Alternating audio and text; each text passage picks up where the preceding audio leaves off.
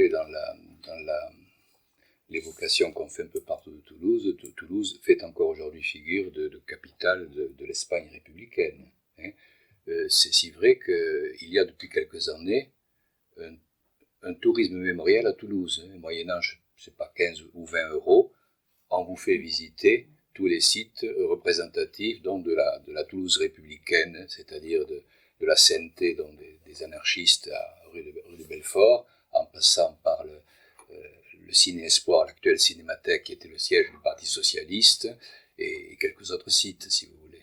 Donc, c'est quelque chose de très très présent dans l'histoire de Toulouse, mais je dirais même que c'est quelque chose qui est de plus en plus présent, si vous voulez, de droite et de gauche.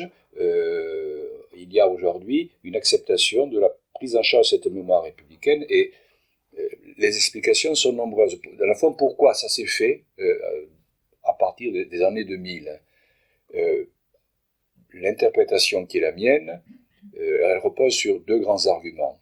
Le premier argument, c'est qu'il y a une interférence indéniable entre l'essor mémoriel qui s'est fait en Espagne et celui qui se fait en France. En Espagne, vous le savez, avec la transition démocratique, après la mort du Caudillo en 1975, il y a eu ce qu'on appelait une sorte de pacte du silence. Pacte du silence qui ne signifie pas pacte de l'oubli. On n'en parle pas. On n'en parle pas de ce passé, c'est pas moi qui, je reprends un peu les termes du discours, de ce passé qui nous a fait tant de mal.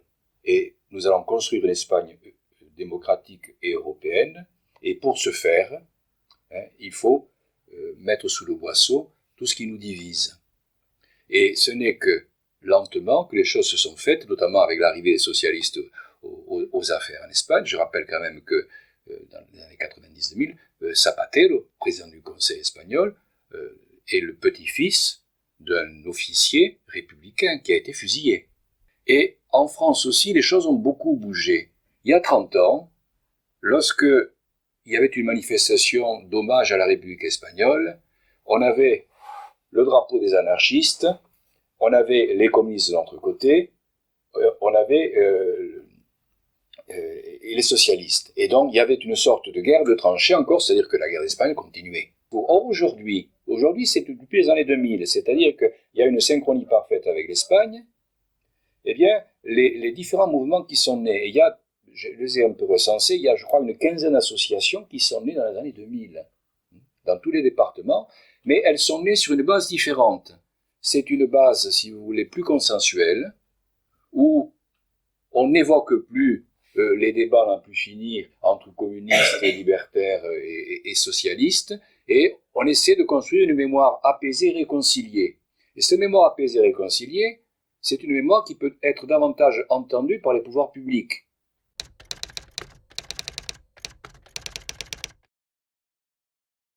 C'est assez simple, c'est-à-dire que le 26 février 1939, Barcelone tombe aux mains des franquistes nationalistes, on choisira le terme que l'on souhaite utiliser, l'un ou l'autre, qui n'ont pas bien entendu le même sens. Si on dit franquiste ou nationaliste, c'est pas tout à fait pareil.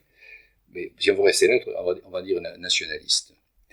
Et donc, la population fuit les bombardements, et on a un phénomène, si vous voulez, qui s'apparente un peu à ce qu'on va connaître en France avec l'Exode. C'est-à-dire que vous avez des dizaines et des centaines de milliers de personnes qui prennent la route, des civils, en majorité des civils, mais aussi des soldats de la retraite. Retirada, c'est la retraite. Et donc, on voit affluer à la frontière des Pyrénées, notamment des Pyrénées orientales, pas loin de 500 000 personnes. On a peine à imaginer aujourd'hui ce que c'était dans une France de la Troisième République qui n'y était pas préparée. On est dans un contexte politique français qui a changé. En 1938, Léon Blum a été remplacé par Daladier, et la politique de Daladier est une politique beaucoup moins généreuse à l'endroit des étrangers, voire avec des accents xénophobes. D'ailleurs, dès l'arrivée de Daladier aux affaires, et on va décider de mettre en place tout un contrôle et un enfermement, s'il faut un enfermement des étrangers. L'ouverture de la frontière, elle dure très peu de temps, 8 à 10 jours, pas plus.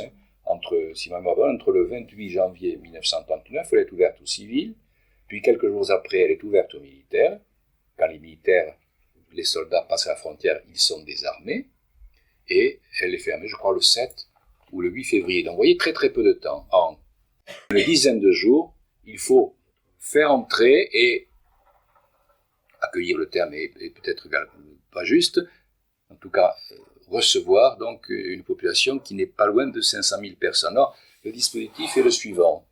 On distingue d'un côté les hommes, de l'autre côté les femmes. On distingue les populations masculines en âge de porter des armes et celles qui ne le sont pas. Ceux qui sont en âge de porter des armes, ils vont être rapidement acheminés vers les camps. Et les camps ouvrent très vite, début février. Les trois grands camps dont vous connaissez l'existence, Argelès, Saint-Cyprien et Barcarès, donc ils ouvrent dans la première semaine de février. Ils sont en principe destinés exclusivement aux hommes. Je dis bien en principe. Mais dans la réalité, il en va différemment. C'est si vrai d'ailleurs qu'on va créer dans le camp une section féminine. Jusqu'en fin 1941, la désignation officielle, c'est camp de concentration. Mais il va de soi que ces camps, qui sont des camps qui reçoivent dans les pires conditions les populations, ne sont quand même pas les camps de concentration hitlériens. Si vous avez quelqu'un qui est à Argelès le 8 février 1939, les conditions sont terribles. On dort en plein air, on creuse des trous, il y a des déjections partout, il y a plein de maladies, etc. Il n'y a aucune construction. Si vous prenez 6 mois après, les conditions ont changé. Parce qu'on a construit des bâtiments en dur et que le sort, je ne dis pas qu'il est clément, mais en tout cas, il est beaucoup moins sévère. Alors ces camps, finalement, ils démarrent en février 1939, mais à partir de septembre 1939, vous le savez, le 3 septembre 1939, c'est la déclaration de guerre. La France a besoin de ses bras, et elle a donc besoin de main-d'œuvre. Et donc, en quelques mois, les camps vont se vider. Ils vont se vider au profit de l'agriculture française et surtout des usines dans la région toulousaine. Toutes les grandes usines d'aviation, la cartoucherie, etc., la poudrerie, vont utiliser massivement des ouvriers espagnols. Et donc, cette main-d'œuvre, elle va être soumise à différentes situations. Vous avez la situation la plus classique, ce sont les groupements de travailleurs étrangers, c'est-à-dire un système très militarisé, avec un contrôle du ministère des Armées. Mais au fur et à mesure que les choses évoluent, beaucoup échappent à ce système des groupements de travailleurs étrangers, et c'est ce qu'on appelle les travailleurs diffus, dont on les retrouve dans l'agriculture, on les retrouve dans l'industrie, et ils dépendent assez peu, si vous voulez, du ministère des Armées. Donc on a des situations extrêmement différentes, et souvent, notamment lorsque, par exemple, les travailleurs espagnols se retrouvent dans les mines, et qu'ils peuvent se loger et recevoir décemment leur famille, dans la plupart des cas, les autorités françaises autorisent le regroupement familial.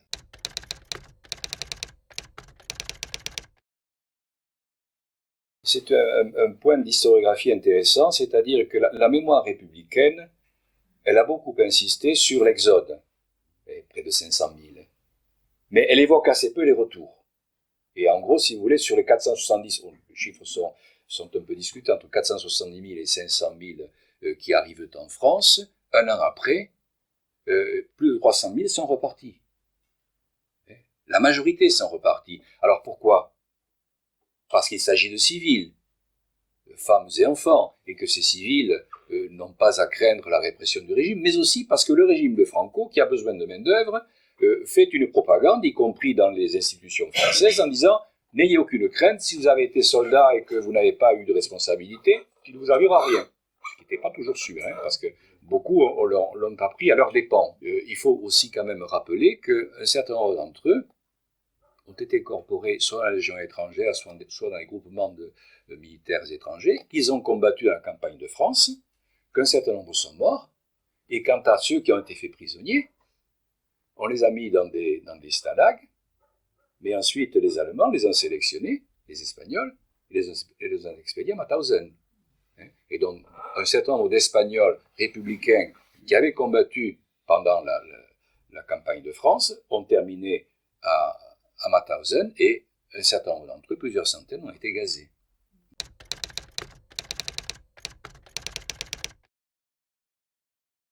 La résistance va se développer en France, surtout à partir, vous le savez, de l'essor du travail obligatoire, c'est-à-dire que beaucoup de jeunes Français, comme on disait, prennent le maquis pour ne pas partir travailler en Allemagne, et donc les troupes de la résistance grossissent. Il se trouve que ces républicains espagnols, dont beaucoup de membres des groupements de travailleurs étrangers sont dans les bois, dans les forêts, etc. Ils ont une expérience de la guerre, ils ont une technique de la guerre, et ils vont être des formateurs de ces jeunes Français. Et pour eux, il est bien évident que la libération du territoire français n'est que le prélude à la libération de l'Espagne, parce que leur objectif final, c'est la libération de l'Espagne. Donc, ils vont jouer un rôle important.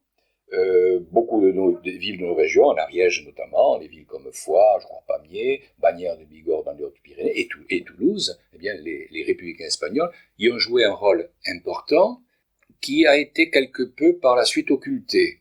Il a été un peu occulté parce que finalement, au sortir de la guerre, vous avez deux mémoires un peu antagonistes mais très fortes qui ont dominé. C'est la mémoire gaulliste. La France s'est libérée toute seule, les Français se sont libérés tout seuls. Et c'est la mémoire communiste qui tend à nationaliser au maximum la résistance. Le parti en tant que tel qui a animé la résistance, c'est le Parti communiste et qui a créé l'Union nationale espagnole. Et en période de guerre froide, valoriser cette résistance dominée par les communistes, c'était peut-être pas très, très bien vu, ce qui fait que on a un peu oublié cette résistance-là.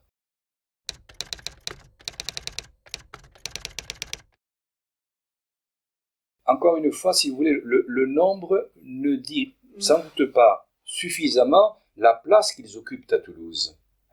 Parce que, comme je l'ai dit, la sensibilité libertaire est très présente dans le monde de la culture. Il y a ensuite des créateurs qui sont des peintres, qui sont des musiciens, etc., qui sont à Toulouse. Il y avait beaucoup de troupes de théâtre. Vous aviez, par exemple, un des lieux emblématiques de rencontre à Toulouse, c'était la librairie espagnole qui était à l'angle de la rue Merly et des boulevards. Et c'était vraiment un endroit où les gens se retrouvaient. Donc, l'importance de la culture espagnole à Toulouse, et culture héritée de la République, elle est infiniment plus importante que la seule démographie des Espagnols. Comme je l'ai évoqué tout à l'heure, ce qui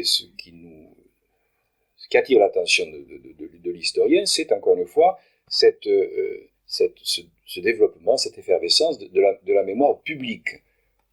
La région de Malví, ils ont par exemple financé l'édition d'un très bon bouquin sur l'Espagne. Ils ont organisé toute une série de commémorations, les lieux de mémoire à Toulouse, le quai de l'exil républicain, les statues, etc. Donc il y a dans l'espace public, il y a à l'évidence une présence de l'Espagne républicaine qu'on aurait pu imaginer il y a 20 ou 30 ans. La génération qui est censée porter ça maintenant, c'est la troisième génération. Et je ne crois pas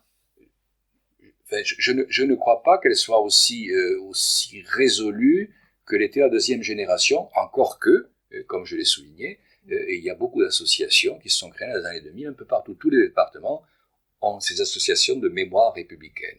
Merci à tous les deux. Merci à vous de nous avoir accueillis. Et une bonne soirée à tous. Merci.